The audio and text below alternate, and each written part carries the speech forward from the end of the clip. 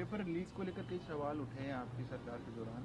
हाल ही में कल एसओजी ने एक बड़ी कार्रवाई करते हुए 10-12 लोगों को गिरफ्तार कराया 10वीं विभाग की परीक्षा में पेपर लीक में। देखिए, मैं ये कहना चाहूँगा, ये करारा तमाचा है बीजेपी के मुंह पे।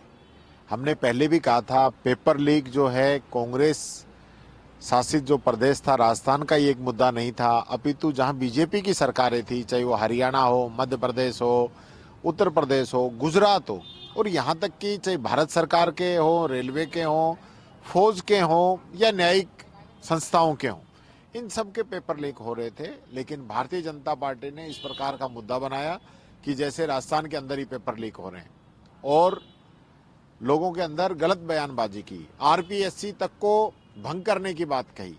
लेकिन आज चूंकि 1 वर्ष हो चुका है और इनके समय में अब कल वापस फिर पेपर लीक हो गया है, जो कि बीज निगम का पेपर था। इससे पहले भी पेपर लीक हुए हैं और यहाँ तक कि इनके समय में तो कॉलेज तक के पेपर लीक हो रहे हैं। ये हालत इन लोगों की बन चुकी है। तो मैं ये कहना चाहूँगा, गलत बयानबाजी न करके एक्चुअल में आप क्या करना चाहते हैं वो चीज़ सामने रखी। हमने कहा था ये देशव्यापी मुद्दा है। राजस्थान के अंदर जो कानून बना था वो पूरे देश में, और यहाँ तक कि भारत सरकार से भी मजबूत कानून राजस्थान सरकार ने बनाया था पेपर लीक माफिया के खिलाफ। इसमें सब लोगों को एकजुट होकर काम करने की जरूरत है। आज जो इन लोगों ने कहा था आरपीएससी को भंग करने का, तो क्या ये उसको भंग करेंगे नहीं करेंगे ये बताएं।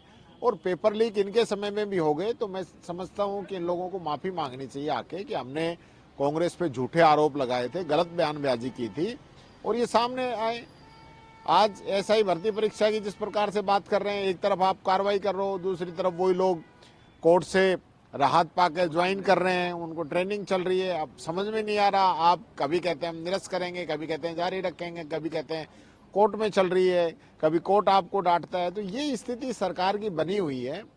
तो इस पे इन लोगों को मैं कहना चाहूँगा, अपना स्टैंड जो है क्लियर करना चाहिए, राजस्थान की जनता के सामने आए और माफी मांगे।